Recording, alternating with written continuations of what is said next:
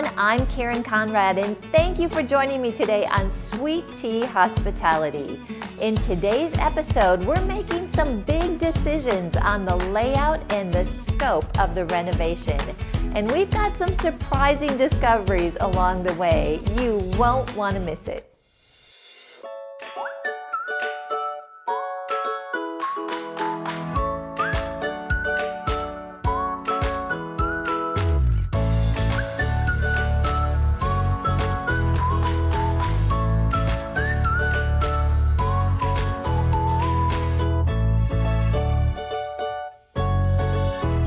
Welcome to Sweet Tea Hospitality. On today's episode, we're going to inspire you to reimagine your floor plan.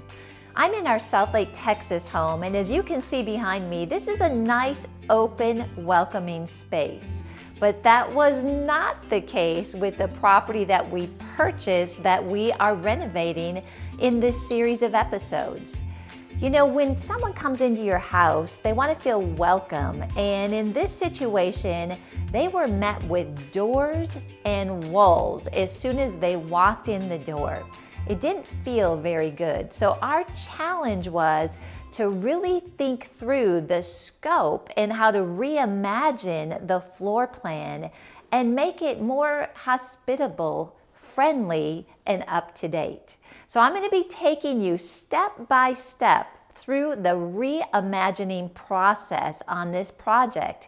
Do you know, I spent hours walking through the house, talking to our general contractor, weighing our options, getting bids on the cost, and seeking God's wisdom on how to pull out the purpose of this house so that people, when they walked in, felt loved, comfortable, and embraced by God's love. In today's episode, we're finalizing decisions on the layout of the coastal cottage. This is a really, really important decision because we're talking about tearing out walls here. And I don't want to do too much, but yet I want to do enough that it really opens it up. And this is too where we have to decide what we're going to do with that toilet that's like in the middle of a doorway that we totally just didn't catch, I guess, when we bought it. But I think we'll find a solution as to what we can do to handle that. We've stepped into the foyer of this home, and as you can see, we have wasted no time in getting started on the demo of this property. So Dave and Levi were excited for demo day, and they sure got to have a demo day yesterday and today. When we bought this house, we realized that there was some character with this house that was going to be beautiful, but it was so closed up. And I can't tell you how many doors were throughout this house, just kind of closing off different rooms. Also the faux painting and then the brick on the floor. When you walked into the property, it just kind of closed you in and it looked dated immediately. So as you can see behind me, we've got a beautiful fireplace and family room. But you couldn't see it with the walls as they were. They were all sheetrocked where you now see the studs. So the first thing we knew we had to do is figure out how to open up this whole entire space. So we have done the demo on the wall between the living room and the family room and kitchen. And what we need to do is just figure out what we can do here. I'm not sure if we're able to do a beam all the way across or if we're going to have to maybe do some cutouts or openings or even some columns. But what we're hoping for is that we can do a beam up in the attic all the way across and just make this one really beautiful open space.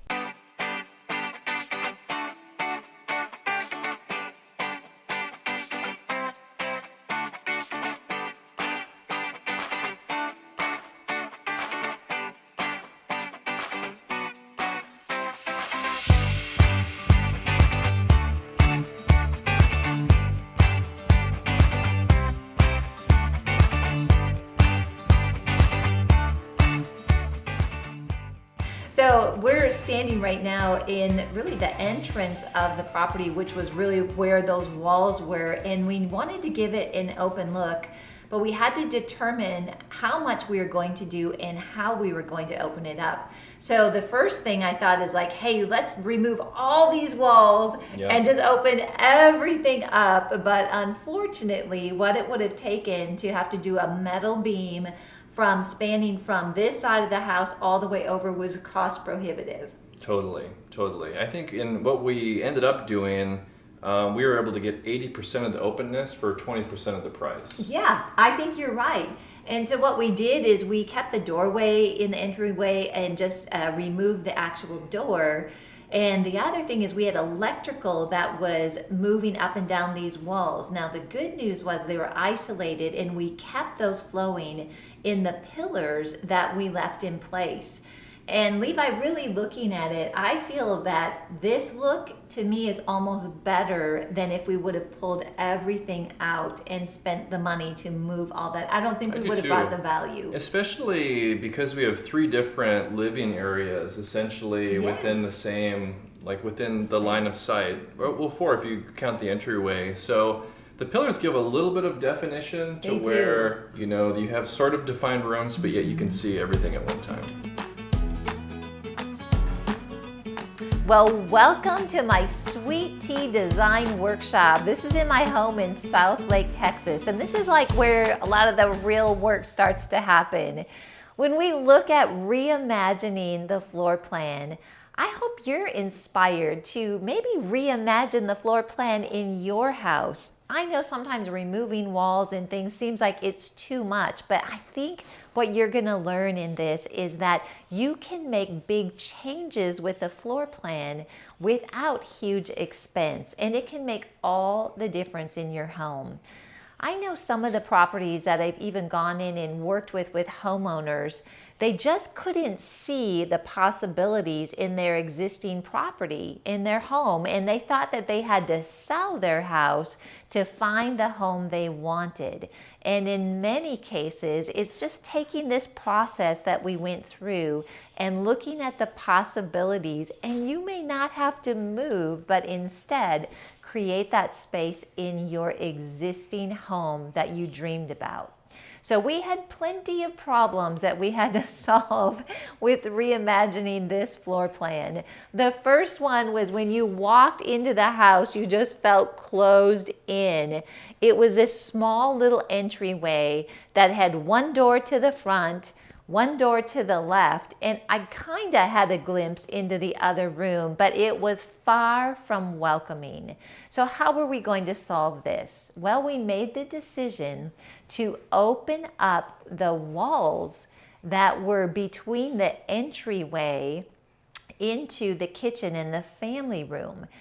Now, we considered completely removing the wall, but it was a wall that carried some weight, and so it would have been extremely expensive, and we would have had to get a permit to put a header across that span. Another issue that we ran into is that the family room and the kitchen area had wood beams. The formal dining and living room area didn't. So were we going to add beams? How are we going to solve this? What we ended up doing is just cutting out large spaces in those rooms. And we left the studs in the areas that the electrical was running through. It saved us a lot of money, but it also kept it quite cozy.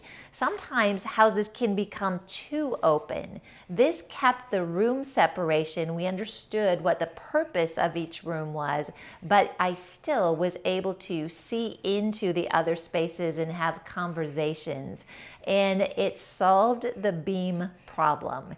I had a soffit go down from the ceiling on purpose so that it would transition from wood beams to no wood beams. We also had the formal living and dining room spaces that were looking like a tunnel. They were very long and narrow. I had to put my thinking cap on with this one and ask the Lord to help me. What is this space supposed to be? What I ended up doing is creating a formal living space where the previous former dining space was, and then close to the entry, making that space the formal dining room. Why did I do that? Well, one of the reasons was that the dinette with the wall now open would have been right next to the dining room. I just think that's awkward to have two eating tables next to each other. I wanted to break it up. And then also, if I'm cooking in the kitchen, I want to be able to see and talk to people. So in that seating area, that formal living area, people can converse from the kitchen, and it just creates a nice atmosphere, you know, so as families, we can continue to enjoy that time of cooking and eating and catching up at the end of the day. Also, I made a bold decision with the family living room. Initially, I was going towards, okay, we'll do a love seat and chairs. And when I started to think about how this room would actually be used, I chose to get 4 chairs and arrange it in a conversation area. I also got an electric fireplace that provided an anchor for that space and added a lot of value to it. When you've got a big long room like that, you have to break up the walls. You also have to create some interest, and the fireplace solved all of that. And then with the formal dining room, I love the idea of coming into the property and seeing a beautiful dining room, and that light fixture was extremely important. I found a light fixture on Amazon that had crystals, it had some gold in it, some black, and it just looked like $1,000,000. Now the master bedroom and bathroom, of course, were dingy. We made the decision to switch those rooms, so that was a significant change. As I was walking through the house and just thinking about how I would personally live in this property, I realized there was no mudroom. Oh my goodness. So when the kids came in, they had nowhere to put their coats, their boots, and their shoes. So how did we solve this problem? I created a space in the garage right by the door where we had a custom-made bench and cubbies to make a mudroom in the garage. What I didn't expect is that the patio door was put in backwards in the house. My goodness, I don't know how somebody could do that, but this is where we started to realize that, I think we're gonna have to address this patio door and the windows. The front door was really dark. I wanted to be able to save that front door, but at the end of the day, it just didn't work. It had layers of paint on it. It didn't look nice, and I wanted to do something to open up the light into that entryway. We found an amazing patio door that fit the dimensions of that front door, and we put that in the front door for under $500 at a surplus store. This solved so many issues. It lightened up the entryway, it gave it character, and it gave it elegance. So if you've got a dark entryway, consider this as an option. Maybe you don't need to pay for an expensive front door, but look at the option of a patio door and consider something that brings light into your entryway. The shower in the bathroom that's in the back of the house near the kitchen was very, very short. I did not want to have to replace anything in that bathroom, but as I looked at it closer, I realized that if there was somebody that was over 6 foot tall, they wouldn't even be able to stand up straight in that shower. So we made the difficult decision to pitch away all the tile that was on the walls and in the shower, have it reframed to raise that ceiling and put a light in there. And it made all the difference. It turned from a shower that I would never want to step into to a beautiful shower that looks light and bright. The kitchen was a very awkward space. This was a tough decision. What do we do with this kitchen? As many of you know, if you've been looking at maybe updating your kitchen in your house, new cabinets, pulling out old cabinets, new countertops, it can add up really, really quickly. Matter of fact, most remodels in a kitchen can range from $25,000 on up. I wanted to find a way to work with the current layout of the kitchen, and we found a great solution. We decided to keep the cabinets and paint those, and I kept everything in place, but I had a custom island built that provided more counter space, and it fit the space of the kitchen. A regular island wouldn't have worked in there. So do you have a kitchen where it's like too far from maybe your countertop over to the refrigerator, but not enough space to put a traditional island in? Consider this. We put this in, it's 15 to 16 inches wide. It functions really well. And I'll tell you what, it made all the difference in that kitchen. So the final problem is, how do we make all these changes work and look on purpose? Well, that's where the design elements come in. That's where the consistency, the plan of the color scheme, and making sure that when we walk through the house, we realized how it all tied together for the future homeowner.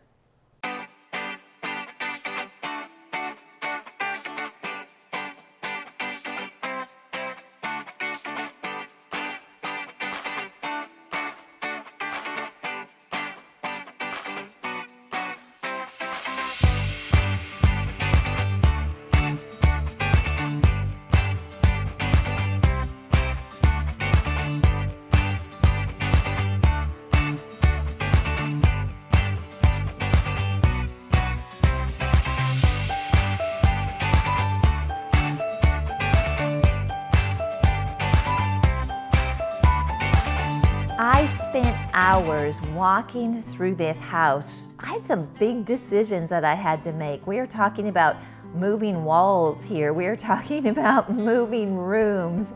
And I just know that God is the one that knows the answer.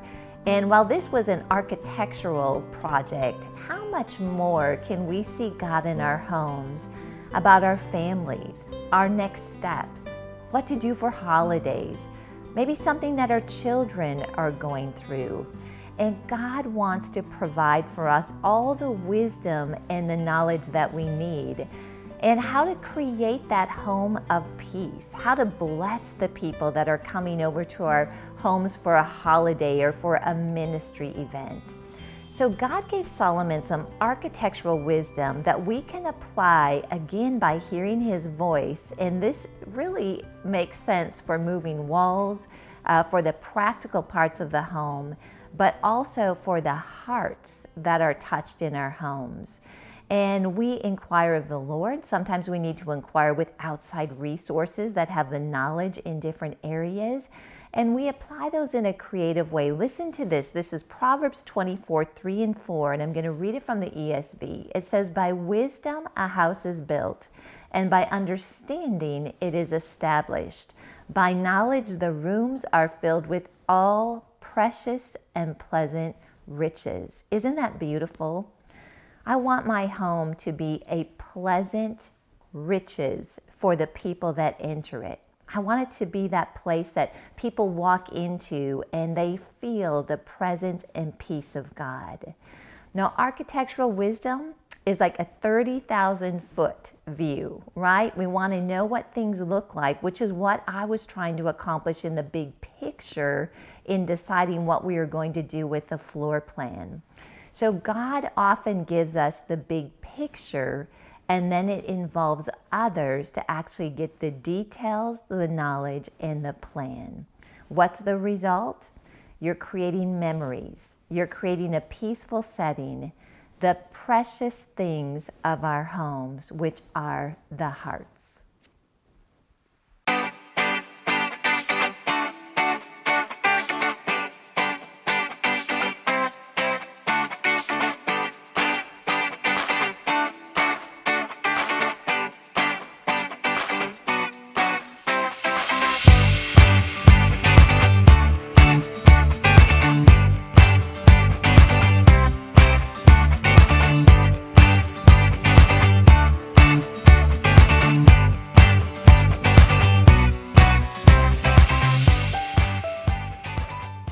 The two major areas of cost in this reimagining the floor plan were opening the walls, and that was $2,300. That to me is money very well spent. And as a homeowner, you need to think about what is going to be the benefit of this to my family. How's it going to improve how the house feels? And when people walk in, are they going to feel like they're being welcomed? And are they going to feel comfortable in the property? And with a house that has got walls going across and blocking the view of the rest of the house, I will tell you, this has a significant impact on how the house feels and also the value of the home if you do decide at some point to sell it. The next big decision and the big expense was new windows. $10,200 replaced every window in the house. Again, as a homeowner, that's a significant investment. But you know what? I could see out the windows. It looked clean. It just gave a feeling of the house letting the beautiful light in that really changed everything. And that's one of the things as a homeowner we need to consider. How is this going to improve our quality of life? And both of these expenses made a significant difference in what I feel are the quality and the feel of this home. Thank you so much for joining me today. I hope this has inspired you to reimagine the floor plan in your home. And you know, I'd love to hear from you. How do you think we did? Do you have any ideas that you think we missed or things that you would have done different? Please connect with me at KarenConrad.net. I want to hear from you on this program. So it's what? The wisdom, it's how we get the input.